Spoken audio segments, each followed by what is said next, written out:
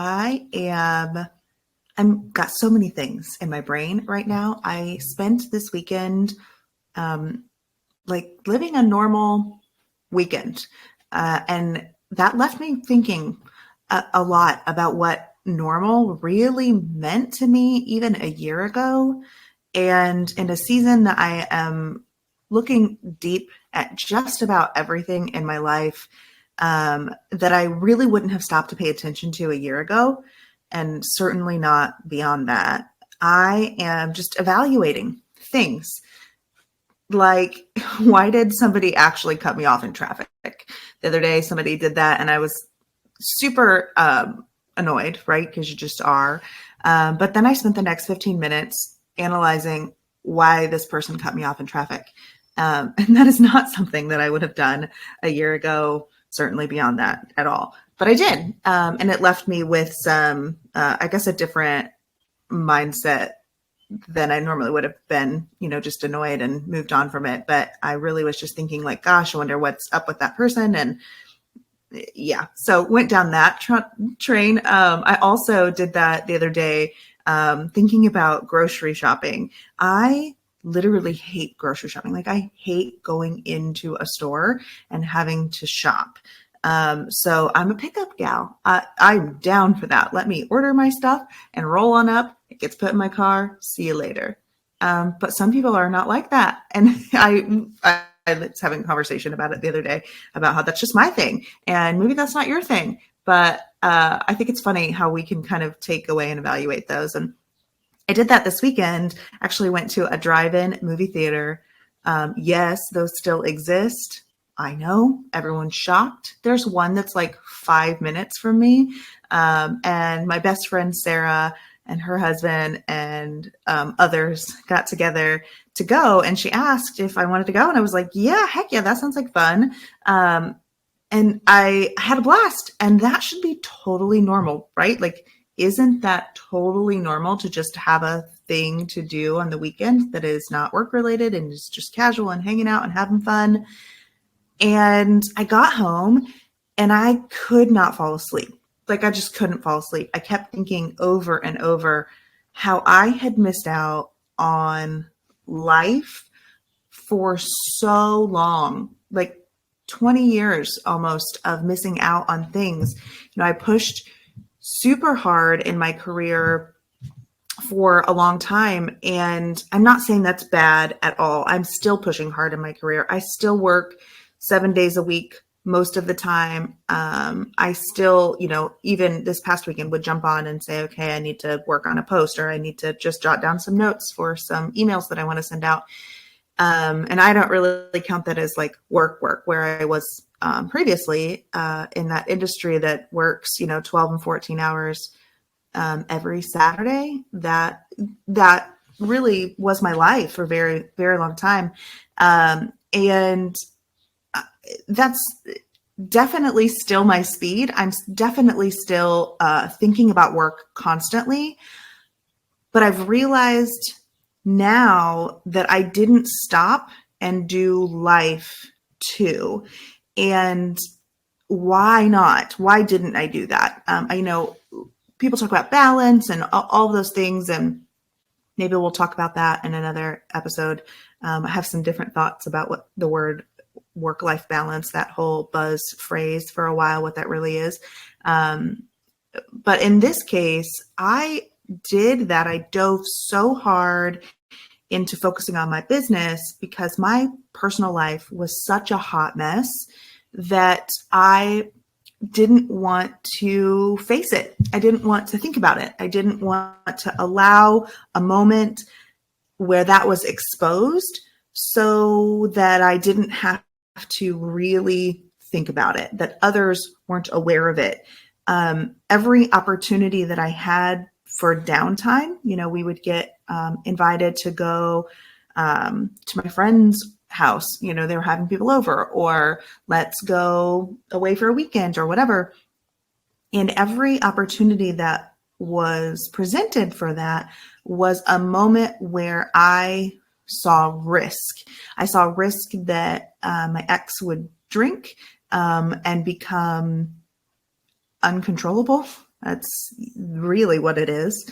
That I would be embarrassed, that I would be exposed, I'll use that word again, for what my life really was, which meant that I was at risk to actually have to do something about it. Because once that's out there and people are seeing that that's your life, now you have to make a choice, right? Now you have to say, oh, yeah, that happened, or oh, yeah, that's a thing.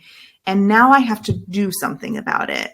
I traded in everything that wasn't work, like going to work or working from home, or I don't even know, run into the office for something. I traded in everything that wasn't that in exchange for control over the risks that I saw every time somebody asked me to do a normal life thing.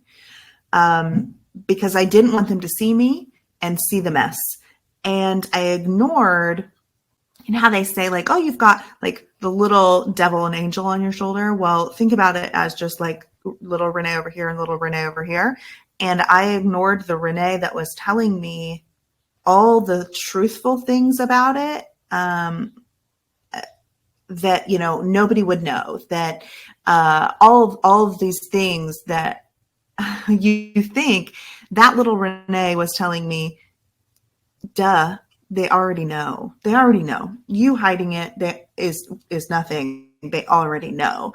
But my actions continue to try to hide any type of thing that would be perceived as a risk. And I have to think, I know there are others of you listening to this, or maybe you know somebody that should listen to this, that are doing the same things. They're hiding themselves from life and not showing up for what is a fulfilled life. I'll exchange the word normal for fulfilled. You know, being able to do things with your friends and with your family. When I did venture out into the wild, it was like one of those scenes from the movies when somebody's died and like they're hovering over their body and watching what's going on. I was definitely there, but I was not present. I was watching what was going on. I was evaluating every single minute, every word that people were saying, every interaction that was going on, movements and facial expressions, body language, all those things. I was hyper focused on all of that. And instead of really being present, I was hovering over it all so that I could swoop in and control anything at the moment that I saw that was even an inkling that something might be wrong.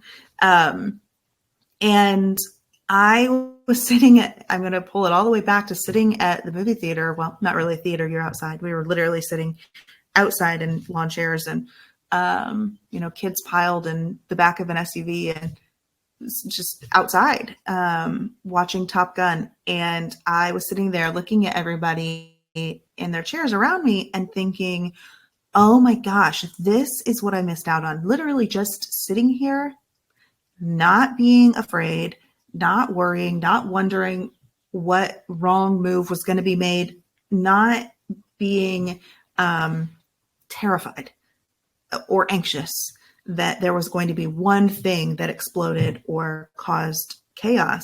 I just sat there and I got back to the house and Sophie fell asleep and I couldn't fall asleep because I just kept thinking, wow, that was just something that I haven't experienced in so long. I've kept myself from this for so long, and that is terrible.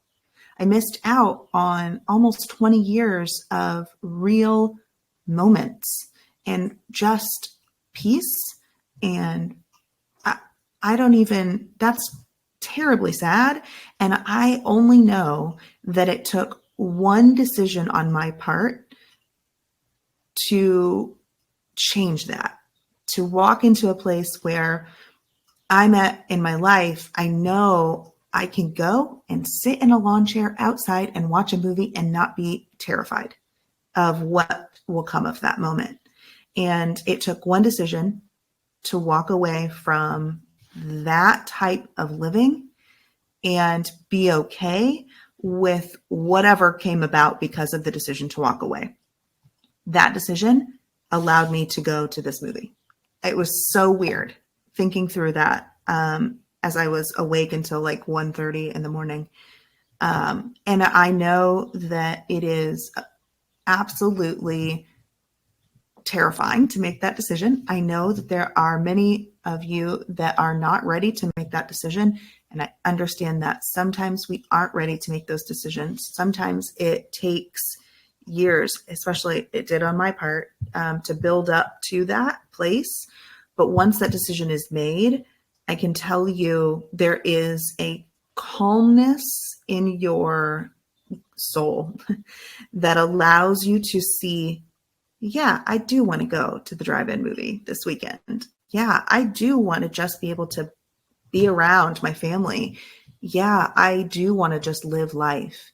And you do have the ability to make that decision. You do have the strength to make that decision. It may not seem like it in the moment. You may, incident after incident can occur, and you sit back and think, no way am I going to be able to, move out and start over. I'm going to have things, and I'm going to have income, and I'm going to have all these things. And that is fully true. You do need those. But you don't, in the moment, those things are roadblocks and excuses to keep you stuck. You do not need a whole lot to be able to walk away and reclaim your life.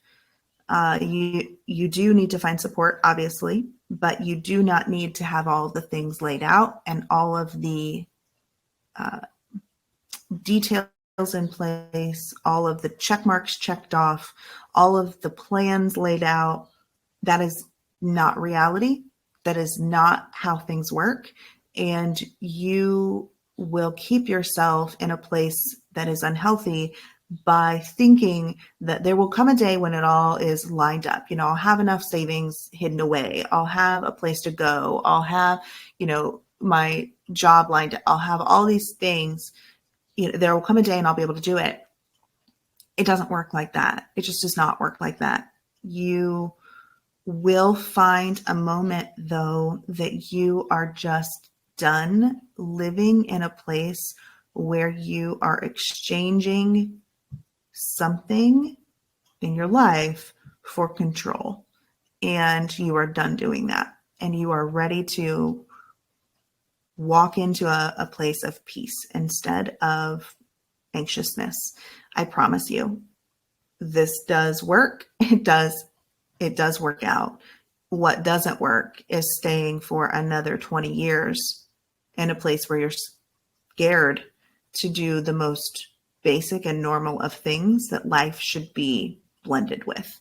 That doesn't work. 20 years of that doesn't work. 20 more years of that doesn't work. And I know that there are people listening to this that will think, oh yeah, you had a place to go. You had parents to help. You're right. I did have all of those things. And I am very fortunate and very privileged that I had those. I know there are situations that are far worse than what I was in. And I do not want to diminish those, but I can tell you that it all boils down to a decision to be done, a decision to do things different, a decision that you deserve and want more for your life than living in a place where you are constantly evaluating what risk you are in, what risk of embarrassment and exposure and chaos and damage and abuse, all of those things. It's a decision to walk away from that. Everyone has the ability to make that decision, and everyone will see it differently. There will be different elements and different aspects of it, but it does boil down to just that very simple step. One decision. I want more. I deserve more. And I'm going to get more. And then the next step. And then the next step. When I first made this choice, the first few weeks, really the first few months, I kept thinking in my head, just one more right thing, just one more right decision, just one more right step, just one more. And it builds like that. It's just one decision, and then it's another decision, and then it's another right decision and another right action, and then just one more right thing. And it's kind of silly. I actually listened to, Sophie and I, you guys know, we're Disney freaks, right? So we listen to Disney while we're in the car all the time. And we were listening to the Frozen 2 soundtrack. And one of the songs is Kristen Bell singing like the next right thing. And oh my gosh, I'm driving home from dropping off Sophie at school, listening to this song, sobbing, like emotional, ugly sobbing on the highway as I am singing along with this song about just doing the next right thing and being sad about it, and it's being difficult. And it was so right. It was so right on for the time that I was in my life, and still really, but very dark at that point. It was very much about doing the next right thing. And that is how I led myself through this very dark place, this very uncertain and very unsure of what was next place, so that I could get myself to sitting in a lawn chair at a movie theater, looking at my best friend, her husband, and his friend and her parents, and this group of people that I've known for a very long time, looking at them and thinking, oh, wow, I missed you.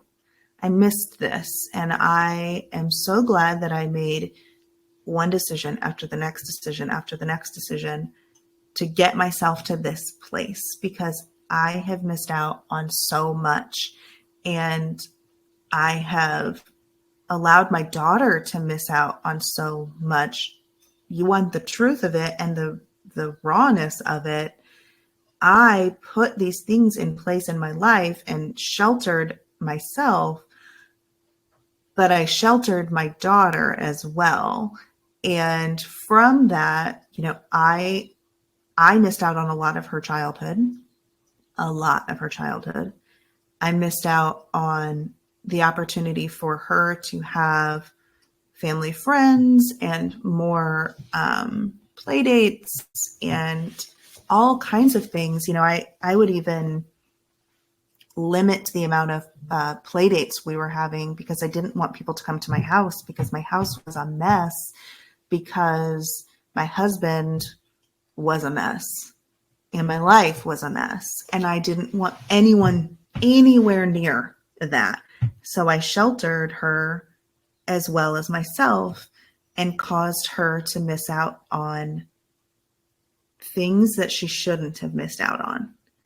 That is a decision that I made, knowing it in the moment, but not seeing it, and not, again, it comes back to like hovering over, right? You're seeing what's happening and you know it. But also, what are we going to do about it? Oh, I can't let people come here because this place is crazy. And I also want her to be able to do this. So let's try to manipulate this as best as I could. And it didn't work. It did not work. But now I sit and think, 10 years, she'll be 11 in a couple of weeks, that I have sheltered her from experiences and risk exposure.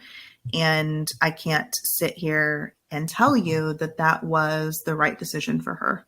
The right decision for her was me walking away from it so that I could put her in a position where she can have a safe place and a healthy place and make, friendships and have a childhood.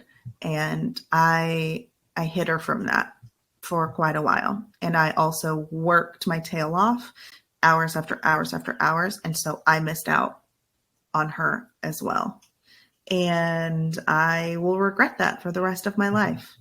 And I hope that, if you're listening to this and you're in a position where some of this resonates with you, you're hearing it, you're hearing yourself, that you're maybe keeping your kids' play dates away from your house, or limiting them because of a relationship that isn't working, I really hope that you hear me when I say it takes one decision to change that. You know what is healthy and not healthy. You know what's toxic. You know what is good and not good for you and your kids. You know it. And you can hide from it as much as you want to, but it does not go away. It will still be there. You will still find yourself missing out and you will regret it. I hope that you find a way to make a decision that allows you to sit in a lawn chair in the middle of a field, watching a movie with your best friend, and truly being there and truly enjoying it. I hope that you're able to make that decision. And I want to be able to help you through that. I want to be able to see that there's good that comes out of my missing out, my 20 years of missing out. I hope that you don't spend 20 years missing out. I hope today's the day that you make a choice and that this weekend you're sitting in a lawn chair in the middle of a field watching a movie or your version of it.